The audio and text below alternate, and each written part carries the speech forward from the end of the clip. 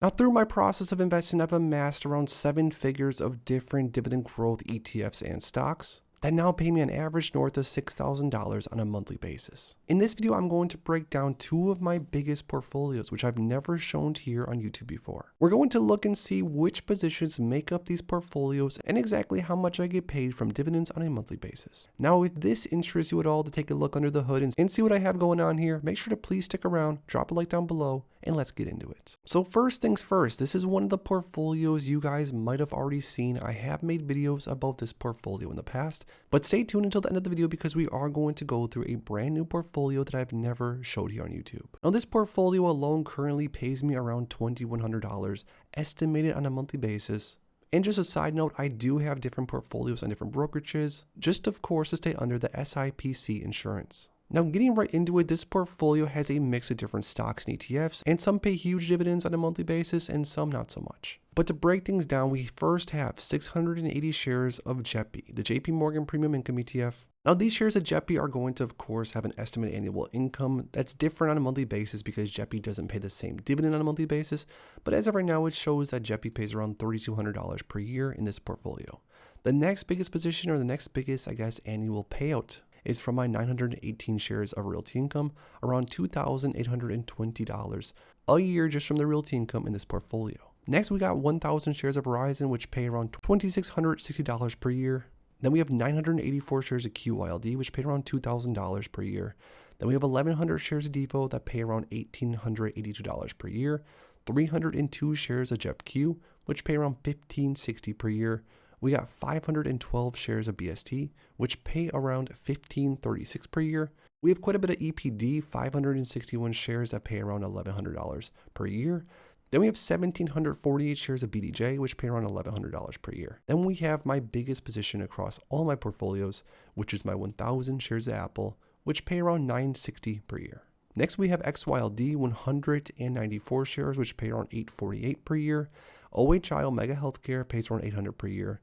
We have SCHD, my favorite dividend growth ETF, 186 shares in this portfolio, pay around $487 per year, more or less. Then Altria, 119 shares of Altria, which pay around $466 per year. JP Morgan, 100 shares, pay $420 per year. NewC, 246 shares, pay around $385 per year.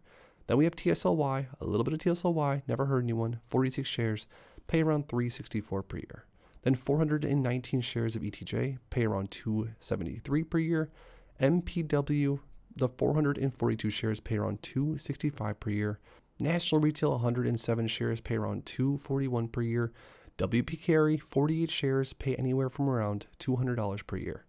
PNW, 47 shares, pay $165 per year. Main Street Capital, one of my favorite monthly payers, pays around $157 per year. 24 shares of UPS, $155 per year. 58 shares pay $132 per year. VG, 77 shares pay $127 per year. Simon Property Group, 15 shares pay $114 per year. 81 shares of BOI pay around $111 per year. Then we got some SVOL, 29 shares pay around $109 per year. 50 shares of Walgreens are $96 per year. We got a little bit of B&Q, 26 shares pay $93 per year.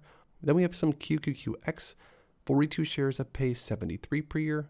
Then we got SPYI, 12 shares pay around $69 per year. We have KMI, 59 shares that pay $66 per year. We got 22 shares of SDIV, pay $61 per year. We got 16 shares of Extra Storage, $39 per year. We got Pembina Pipeline, 20 shares pay around $38 per year.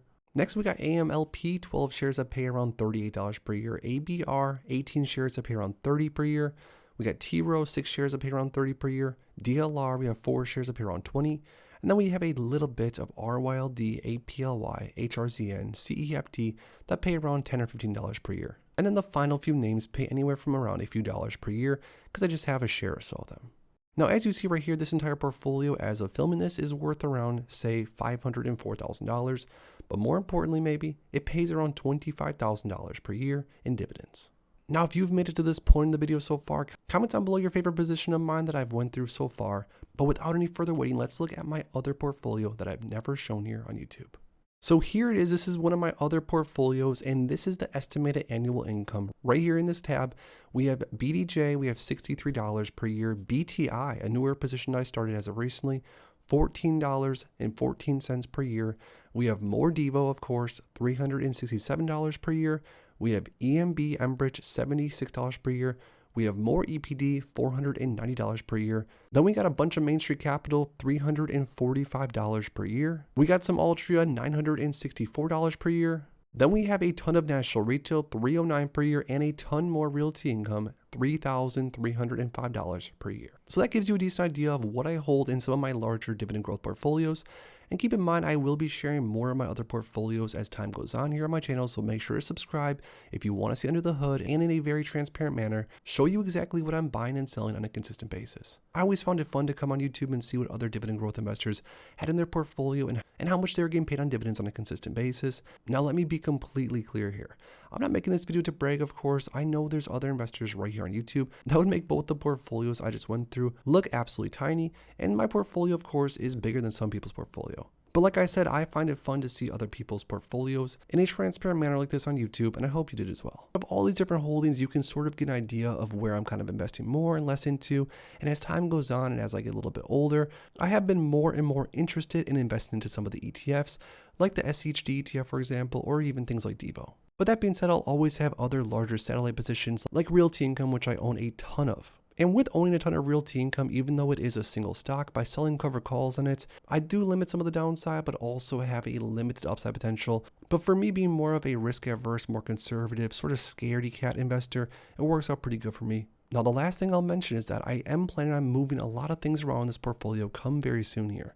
So if you want to stay up to date with all that, make sure to please drop a like down below and subscribe to see my next moves, because I promise you some of these moves might be shocking. All in all, if you had to pick one or two positions out of my entire portfolio and you could only hold on to those two stocks or ETFs forever, which would they be and why? Comment down below. If you enjoyed this video, make sure to please drop a like down below and subscribe for more future content like this. Thanks as always for stopping by, and if you are interested in investing, make sure to check out these recent videos I posted right here.